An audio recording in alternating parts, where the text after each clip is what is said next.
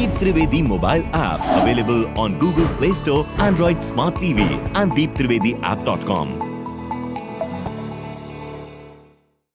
अहिंसा के मामले में अगर जो भी चीज इस सिद्धांत पे हिंसा अहिंसा के ऑटोमेशन पे अवेलेबल है, वो मैं बड़ी जवाबदारी से कहता हूं कि एक भगवत गीता में अहिंसा की अंतिम हाइट, दूसरा लाओ त्जू में कबीर और क्राइस्ट, और हम उन्हीं के आसपास हमारी हिंसा की यात्रा शुरू करेंगे।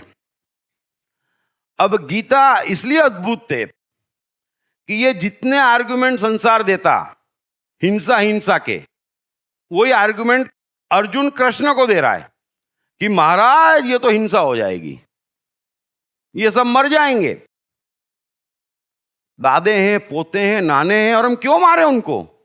राज्य के लिए, सुख के लिए? अरे नहीं, मुझे कुछ नहीं चाहिए। बात वही हम भी करते, बात वही सभी लोग कर रहे हैं।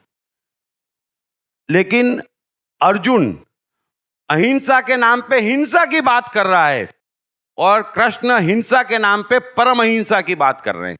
दो बात में फर्क समझ लेना। आप अहिंसा समझना है तो एक अर्जुन कह रहा है, वो तो हम जानते हैं, और वही बात आप करेंगे तो आप अहिंसा के नाम पे हिंसा करेंगे, अपने को सताएंगे, परेशान करेंगे, दूसरों को सताएंगे, और ये जो होता आ रहा है मनुष्य के साथ वो होता रहेगा। तो कृष्ण क्या कहते हैं उसको? कृष्ण कह रहे हैं कि भाई आत्मा अमर है, आत्मा का कुछ बनना बिगड़ना नहीं, शरीर का कुछ लेना देना नहीं मनुष्य से, क्योंकि मनुष्य मन है, मनुष्य मन है, हम मन है। शरीर तो यूं भी मरने वाला है, तू नहीं मारेगा तो क्या बच जाएंगे? वो तो मरने ही वाले हैं। कृष्ण बड़ी दबंगई से कहते हैं, है ना, कि न कोई मरता न कोई मारता, लेकिन अर्जुन मरने का डर हो सकता, मारने में रस हो सकता। तो जो मरने का डर है वो हिंसा है, ये मारने में रस है वो हिंसा है। अगर ये दोनों चीज नहीं है तो न कोई मरता न कोई मारता। खैर, शरीर कर नहीं सकता, आत्मा कुछ करती नहीं, इसलिए आत्मा कुछ भरती नहीं। आत्मा को दुख सुख टेंशन चिंता सफलता असफलता होती नहीं, क्योंकि वो करती नहीं, अकर्ता है। शरीर को सत्ता नहीं, इसलिए वो भोगता नहीं। तो कृष्ण कह रहे हैं कि शरीर ने क्या किया वो रत्ती भर महत्वपूर्ण नहीं, उस कर्म के पीछे की भावना, कि भाव क्या था, समझ लेना।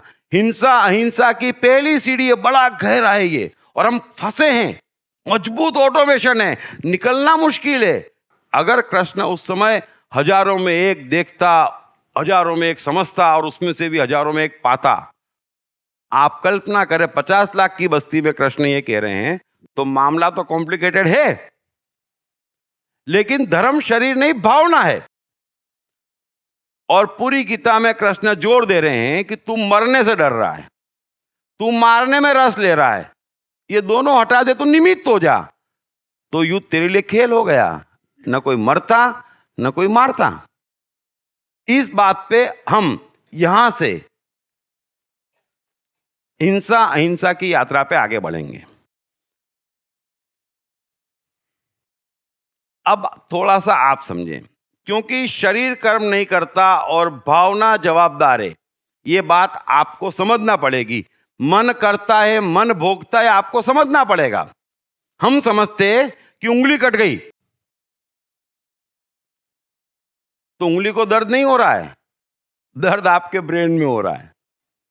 बड़ा ध्यान से समझना, शरीर भोगता ही नहीं है। शरीर को जो कुछ भी परेशानी होती वो हम मन बुद्धि पे झेल रहे हैं। आप एक चीज और समझ लेना, मनुष्य सोचता कि ये धन चाहिए, ये सफलता चाहिए, तो सफलता में क्या है, धन में क्या है? कुछ नहीं है। उस वजह से भीतर सुख मिले। अगेन, हम जीते मन के लिए है कि हमको भीतर मिले। हम शादी करते, परिवार में रहते, समाज में रहते, धर्म मानते, क्यों? इन सब के पीछे हमारा उद्देश्य है कि हमारे मन को कुछ मिले। अगर हम चाहते कि शरीर कुछ भोगे तो भी उद्देश्य यही है कि मन को उस चीज का एहसास हो, बस। तो अल्टीमेटली सारा खेल मन का है, सारा खेल मन बुद्धि अहंकार का है। ना आत्मा बीच में आती, ना शरीर बीच में आता। इस बात को आप अच्छे समझ लो कि कर्म के पीछे की भावना। अब इस भावना शब्द को समझ लो। अगर कृष्ण ने जीवन में इतने वध किए तो क्या कृष्ण ने हिंसा की? आप पूरा जीवन पढ़ लें उनका। मैंने तो कृष्ण का पूरा जीवन पढ़ा और लिखा है। बड़े वाले 2500 पेज की बायोग्राफी है पूरा, और सब पे लिखने वाला हूं ताकि ये दुकानें थोड़ी कमजोर हो जाए तो मनुष्य का उद्धार हो जाए। बहुत मेहनत का पैसा जाता और बड़ा कीमती जीवन जाता।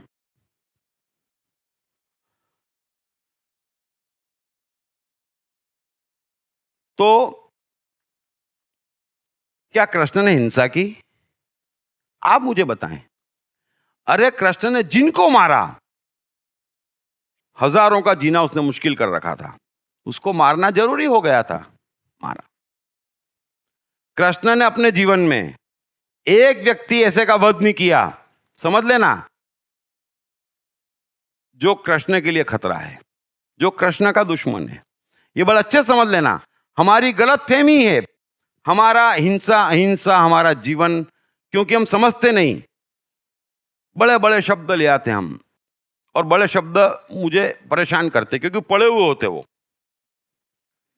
हमारे दिल के शब्द बड़े सीधे होते हैं, पिचित न आत्मा न कुंडलिनी न। अब घबराता भाई, अपने मन की बात करें अपन सीधी सादी, हम सीधे साधे लोग हैं। ऊंचे शब्द में भ्रमित करते, ऊंची बातें में भ्रमित करती, और बात ऊंची है ही नहीं, हमारी है, बड़ी साधारण है, और हमें मालूम है। सत्य कोई ऐसा व्यक्ति नहीं जिसे नहीं मालूम है, क्योंकि हमारी आपकी बात है, हम जानते, हमारे अनुभव है। हाँ, बुद्धि अहंकार से जीत कर ले कि नहीं, मत मानो मत मानो। तो कृष्ण ने पापियों का वध किया। मैं एक चीज पूछता, अगर घर में चोर घुसा है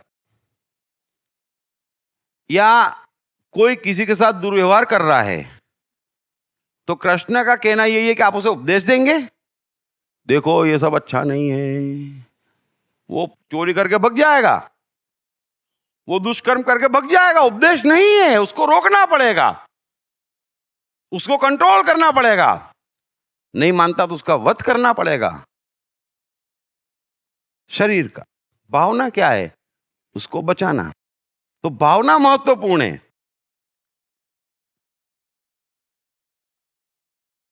मैं आपको एक सीधा सीधा हिंसा और अहिंसा का सार बताता हूं कि अगर मनुष्य में क्षमता ही नहीं है तो वो हिंसा और अहिंसा को रोक ही नहीं सकता।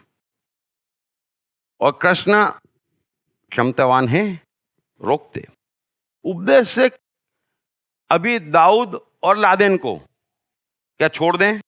उपदेश दें कि पकड़ के मारना पड़ेगा? कैसी बात करते हैं आप? तो शरीर पे हिंसा नहीं है, उस कृत्य के पीछे का भाव है। और नमाज तो वे भी पढ़ते, तो क्या धार्मिक हो गए? अरे सीधा समझना कि शरीर मंदिर गया तो उससे पूजा नहीं हो जाती। और रामकृष्ण परमहंस या चैतन्य या मीरा कहीं ना जाए, लेकिन जहां खड़े वहां पूजा हो जाती। तो सारा खेल भाव का है, शरीर का क्या है? आतंकियों को फांसी देनी पड़ेगी, चोरों को मारना पड़ेगा, पुलिस को उगलवाने के लिए पिटना पड़ेगा, लेकिन वो सारे जुल्म मन पे हो रहे हैं, जो मन खराब काम कर रहा है। शरीर का कोई लेना देना नहीं। शरीर पे जो कुछ भी हो रहा वो भुगत उनका मन बुद्धि अहंकार रहा। इस बात को अच्छे समझ लेना। लेकिन दुर्भाग्य की बात है, जैन शास्त्रों को बात रास नहीं आई। जैनों के हरिवंश पुराण में, और मुझे बड़ा बुरा लगता है इस बात का कि आप समझते नहीं। छोड़ो, और ये शास्त्र क्यों लिखते आप? महावीर को कहने दो जो कहना है। वो मौन है तो उन्हें समझने दो वो क्या कहना चाहते। जिनको साइकोलॉजी आती उन्हें उनका जीवन पढ़ने दो, आप मत लिखो। तो कृष्ण को जैनों की हरिवंश पुराण के 65वें अध्याय में नरक में भेज दिया और बड़ा खुश हो गया कि देखो न्याय हो गया। नहीं, सो भावना कर्म के पीछे की बड़ी महत्वपूर्ण है। ये तो बात यहां समाप्त करते हैं। खत्म हुआ इंतजार। बेस्ट सेलिंग लेखक दीप त्रिवेदी की बेस्ट सेलिंग किताब मैं कृष्ण हूं के भाग 1, भाग 2 और भाग 3 के बाद अब तैयार हो जाइए द्वारकाधीश कृष्ण के आगे के जीवन की पूरी कहानी जानने के लिए। पढ़िए मैं कृष्ण हूं भाग 4, मेरे राजनीतिक उत्थान की दास्तान और जानिए कैसे कृष्ण आर्यावर्त की राजनीति का प्रमुख केंद्र बनकर उभरे। द्रौपदी स्वयंवर सफलतापूर्वक निपटाने हेतु कृष्ण को किन किन चुनौतियों का सामना करना पड़ा। पढ़िए मैं कृष्ण हूं भाग 5, मेरे और द्वारका के संघर्षशील दिनों की दास्तान और जानिए कृष्ण को अपनी ही बहन सुभद्रा का अर्जुन द्वारा क्यों अपहरण करवाना पड़ा। क्या भरी सभा में हुए द्रौपदी चीरहरण के दौरान कृष्ण ने द्रौपदी को अनगिनत साड़ियां दी थी।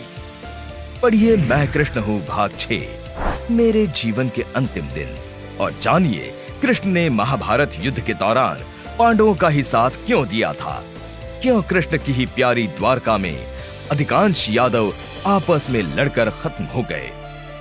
मैं कृष्ण हूं का चौथा, 5वां और अंतिम 6ठा भाग हिंदी और गुजराती में सिर्फ atmanestore.com पर उपलब्ध है। क्या है ब्रह्मांड की सबसे रहस्यमय शक्ति, आत्मा का रहस्य? इस पर से पहली बार पर्दा उठाते हैं बेस्ट सेलिंग लेखक दीप त्रिवेदी अपनी नई किताब आप और आपका आत्मा में। इस किताब में दीप त्रिवेदी आपके जीवन को चलाने वाले ब्रह्मांड की सर्वोच्च सत्ता आत्मा का सरलतम वैज्ञानिक भाषा में विश्लेषण करते हैं तथा आत्मा और उसके आपके जीवन पर पड़ने वाले प्रभाव से संबंधित तमाम सवालों के जवाब भी देते हैं। जैसे आत्मा क्या है? भगवद गीता में कृष्ण ने आत्मा की शक्तियों के बाबत क्या कहा है? आपकी सिस्टम का आत्मा से क्या ताल्लुक है? साथ ही आपके शानदार जीवन के लिए इस किताब में कई सरल टिप्स भी दिए गए हैं, जैसे आत्मा की शक्तियों को जगाने के सूत्र, आत्मशक्ति को अपने भीतर अनुभव करने का स्टेप बाय स्टेप तरीका तथा कौन आत्मा के कितने निकट है ये जानने के सरल टेस्ट।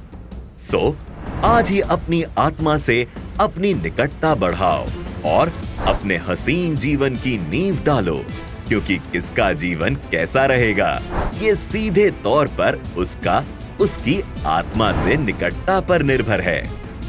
ये किताब अंग्रेजी में the black book of soul, Hindi में आप और आपका आत्मा, मराठी में तुमी आणि तुमसा आत्मा तथा गुजराती में तमे अणे तमारो आत्मा के नाम से सभी प्रमुख बुक स्टोर्स और ई-कॉमर्स साइट्स पर उपलब्ध है।